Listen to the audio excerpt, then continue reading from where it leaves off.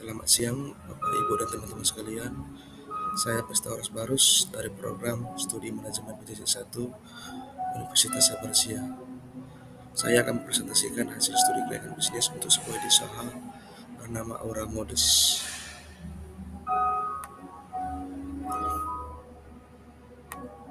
Mari kita mulai dengan mengenal Aura Modus. Aura Modus adalah sebuah platform e-commerce yang berfokus pada fashion model wear muslimah.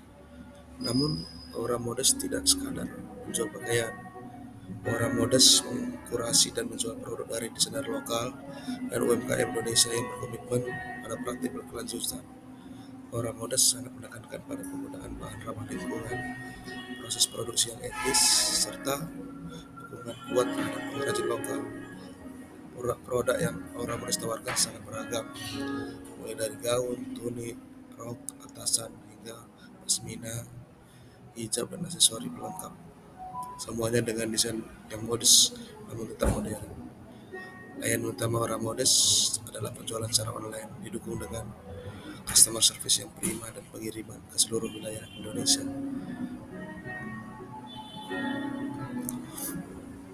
Ada beberapa alasan kuat di balik pemilihan usaha ini. Yang pertama, pertumbuhan pasar fashion muslim di Indonesia sangat luar biasa. Indonesia bukan hanya salah satu pasar terbesar, tapi juga memiliki potensi besar untuk menjadi pusat fashion muslim global. Yang kedua, tren sustainable fashion yang semakin meningkat. Konsumen kini lebih sadar akan dampak lingkungan dan sosial dari industri fashion, sehingga permintaan untuk produk etis dan berkelanjutan pun ikut meningkat. Ketiga, Aura Modus hadir sebagai dukungan ekonomi lokal, menjadi jembatan bagi brand lokal yang memiliki visi keberlanjutan untuk menjaga konsumen yang ingin mendukung UMKM. Keempat, digitalisasi dan kebiasaan belanja online sudah menjadi norma baru, memberikan akses pasar yang lebih luas bagi e-commerce. Dan yang kelima, Aura Modus menawarkan diferensiasi niche yang kuat dengan menggabungkan modus fashion dengan sustainability dan local brand, menciptakan ceruk pasar yang unik dengan nilai jual tinggi. Dan yang terakhir ada peningkatan daya beli kelas menengah muslim yang mencari produk tidak hanya trendy tetapi juga memiliki nilai lebih dan etis. Pada aspek pasar dan pemasaran, Aura Modus melakukan analisis mendalam terhadap kebutuhan pelanggan.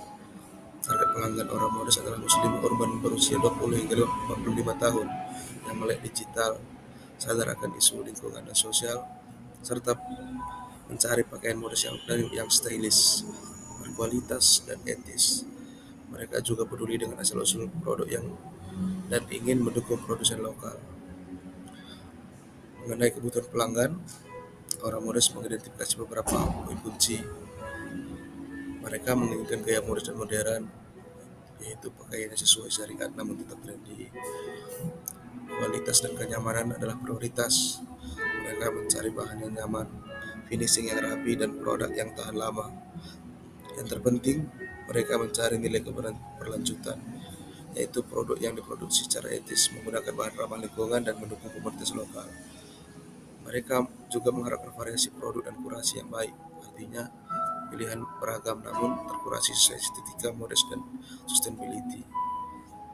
Terakhir, mereka menginginkan pengalaman belanja online yang mudah dengan navigasi yang intuitif, deskripsi produk lengkap, dan proses checkout yang lancar.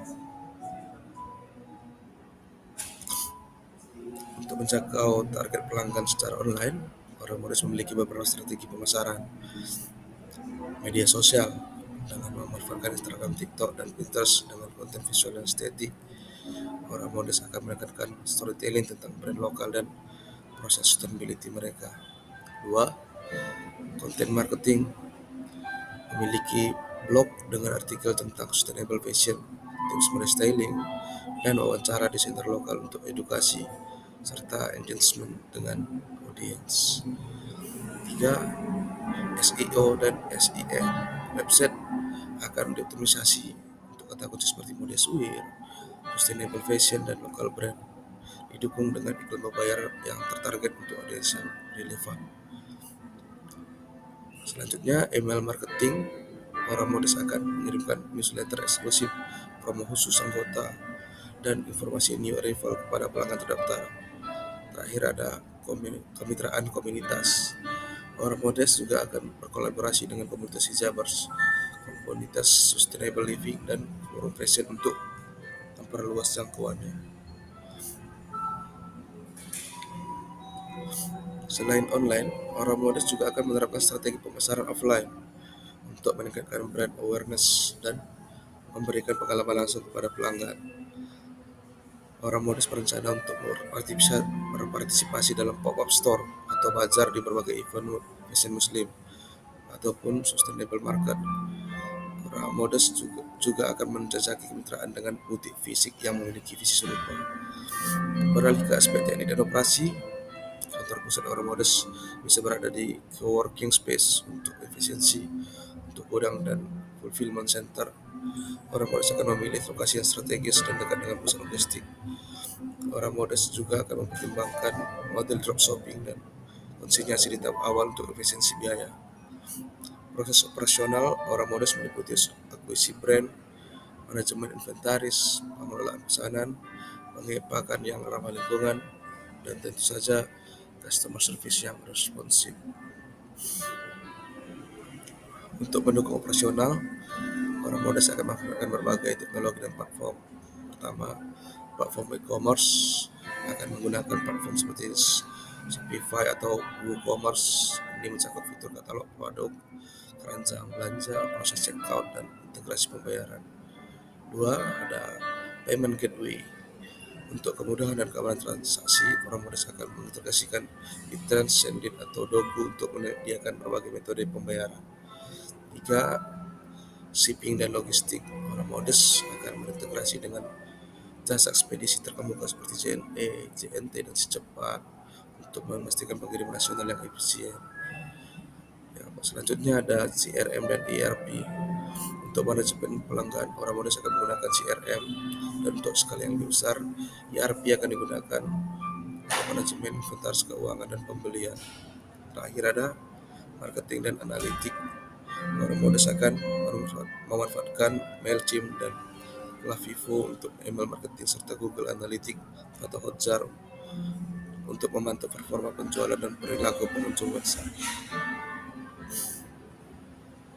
Dari sisi aspek manajemen dan SDM, struktur organisasi inti Orang Modest akan terdiri dari CEO, founder, Head of Merchandising, Brand, Partnership, Head of Marketing dan Community, dan Head of Operation Fulfillment.